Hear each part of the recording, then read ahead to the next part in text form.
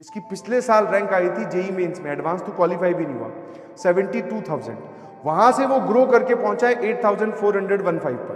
तो अगर ये वाली ग्रोथ पॉसिबल है तो 72,000 से या नॉन सेलेक्टिंग से सिलेक्शन पॉसिबल है।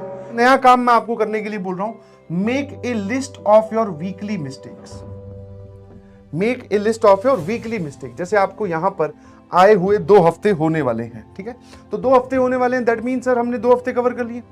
अब जो पिछला हफ्ता बीता है, हम इसके यहां से स्टार्ट कर रहे हैं एक्सरसाइज, तो जो पिछला हफ्ता बीता है उसकी जो जो आपकी मिस्टेक्स है, देखो मिस्टेक सबसे होती है, इंसान गलतियों का पुतला है, तो उस पुतले को अब सही से आगे बढ़ना है अगर, तो उसको अपनी पिछले वाली वीक की सारी मिस्टेक्स लिखनी चाहिए कि सर मैंने क्लास स्किप कर दी, किसी कारण वजह से मैं नोट्स नहीं बना पाया, ठीक है, मैंने सर वो आपने जो होमवर्क दिया था वो नहीं किया, मैंने टाइम वेस्ट कर दिया, जिस भी प्रकार की मिस्टेक है। कोई सवाल में भी अगर आप मैथमेटिकली सोचो कि सर मैंने इसमें थोड़ा सा ज़्यादा सोचकर थोड़ी स्पीड में कैलकुलेशन करके अपना आंसर गलत निकाला, तो एक लिस्ट बनाओ अपनी वीकली मिस्टेक की। समझ में आया? पिछले हफ्ते का पूरा अपना एक लिस्ट बना लिया। अब आपका इस हफ्ते का टारगेट क्या होना चाहिए? वो जो पिछले हफ्ते में गलतियां करके आया हूं वो बिल्कुल नहीं दोहराऊंगा। इसको बोलते हैं इंप्रोवाइजेशन स्टेप। समझ में? ऐसे आप इंप्रूव करेंगे।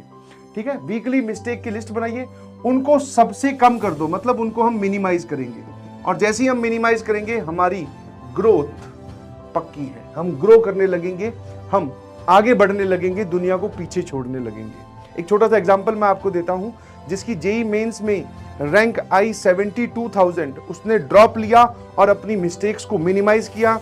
वो तमाम गलतियां जो उसने पहले की थी उन पे उसने रोक लगाई और अपने आप को समझाया कि इस साल मैं ये गलतियां नहीं करूंगा, और उसकी रैंक आती है 8415 किसमें? जेई एडवांस में, जिसकी पिछले साल रैंक आई थी जेई मेंस में, एडवांस तो क्वालिफाई भी नहीं हुआ, 72,000। वहां से वो ग्रो करके पहुंचा है 8,415 पर।